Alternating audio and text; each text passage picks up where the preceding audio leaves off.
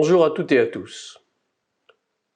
Ce lundi 22 septembre, c'est-à-dire dans 2 jours, mes amis, qui est en fait le jour du Nouvel An juif, le chef de l'État français va annoncer officiellement à la tribune de l'ONU la reconnaissance d'un État palestinien. Mais au préalable, le chef d'État français, notre chef d'État français, avait émis 4 conditions préalables à la reconnaissance de cet État. Premièrement, il exigeait la libération des otages par le Hamas. Ensuite, il demandait l'éviction totale du Hamas de Gaza. Troisième condition, il demandait le renouvellement de l'autorité palestinienne. Et enfin, quatrième, la reconnaissance d'Israël par les États arabes. Eh bien, il s'avère donc que ces 4 conditions sont littéralement foulées aux pieds. Car que je sache, aucune de ces 4 conditions n'a à ce jour été satisfaite. En outre, nous savons qu'il y a 10 États qui vont reconnaître officiellement donc l'existence de cet État palestinien le 22 septembre prochain à l'ONU. Voici ces 10 États: la France en tête de ligne, Andorre, l'Australie, la Belgique, le Canada, le Luxembourg, le Portugal, Malte, le Royaume-Uni et Saint-Marin. Il faut dire que, selon l'article 80, seul Israël a le pouvoir de reconnaître la Palestine. Donc ces 10 États se mettent hors la loi en agissant de leur propre gré, à leur propre guise. J'aurais fait une petite réflexion par rapport à ces 10 États. Est-ce que ça ne vous rappelle pas quelque chose? Personnellement, je pense à la fameuse statue du roi Nebuchadnezzar qu'il avait eue lors d'un songe qui lui a été révélé. Et ces 10 États sont en fait les 10 orteils des pieds de la statue. Donc on connaît très bien quel est l'avenir de cette statue, puisqu'il y a une pierre qui surgit de nulle part et qui va détruire cette statue et la mettre en pièces. C'était une parenthèse. Et on sait d'ailleurs que 148 des 193 membres de l'ONU ont déjà intrinsèquement, ils ne l'ont pas encore fait officiellement, mais intrinsèquement, ils reconnaissent déjà l'État palestinien. Quant aux États-Unis, eux, pour l'instant, ils refusent cette reconnaissance, parce que bien sûr, on connaît les liens étroits qui unissent l'Amérique et Israël. On peut encore espérer que cela pourra faire obstacle à la réalisation définitive de cette entreprise qui, faut-il le dire, va réjouir le Hamas, va réjouir également l'Iran, ainsi que le Qatar, ainsi bien sûr que tous les islamo-gauchistes de tous bords, et les frères musulmans aussi, qui sont en grande partie responsables du financement du terrorisme islamique. Rappelons tout de même, pour ceux qui auraient encore du mal à écouter et à comprendre, que la terre d'Israël n'appartient qu'à Israël, c'est-à-dire à l'Éternel. Elle n'appartient même pas au peuple juif. Et la Bible nous le confirme à maints endroits.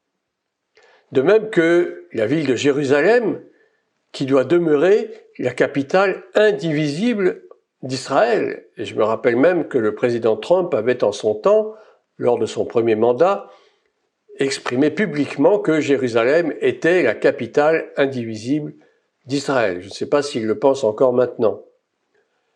Je vous cite quelques passages bibliques qui confirment ce que je viens de dire. Le livre d'Ésaïe au chapitre 41, verset 8 dit ceci: « Mais toi, Israël, mon serviteur, Jacob, que j'ai choisi, race d'Abraham, que j'ai aimé. » Ensuite, nous avons un autre passage dans le livre d'Ézéchiel, au chapitre 37, entre les versets 21 et 25. « Et tu leur diras, c'est l'Éternel qui parle, ainsi parle le Seigneur l'Éternel, voici, Je prendrai les enfants d'Israël du milieu des nations où ils sont allés, je les rassemblerai de toutes parts et je les ramènerai dans leur pays. Je ferai d'eux une seule nation. J'insiste là-dessus. Je ferai d'eux une seule nation dans le pays, dans les montagnes d'Israël. Ils auront tous un même roi. Ils ne formeront plus deux nations et ne seront plus divisés en deux royaumes. Ils ne formeront plus deux nations et ne seront plus divisés en deux royaumes. Évidemment, cette prophétie d'Ézéchiel se passe après que le schisme du royaume d'Israël se soit produit, c'est-à-dire division en royaume du nord et royaume du sud. Mais cela s'applique également à cette prétendue division entre Israël et la Palestine et l'État palestinien, c'est-à-dire la reconnaissance de deux États différents et souverains, ce qui n'était absolument pas possible et même pas envisageable. Enfin, un passage dans le livre de Zacharie au chapitre 12, verset 3, « En ce jour-là, je ferai de Jérusalem une pierre pesante pour tous les peuples. Tous ceux qui la soulèveront seront meurtris, et toutes les nations de la terre s'assembleront contre elle. » Ça, c'est une prophétie qui va se réaliser dans un futur assez proche. Lors de la bataille d'Armageddon, bien sûr, où toutes les nations vont se liguer contre Israël, n'est-ce pas? Mais cela nous rappelle aussi que Jérusalem ne peut pas être divisée. Jérusalem est une et indivisible, ce que ne semblent pas comprendre nos chefs d'État d'aujourd'hui.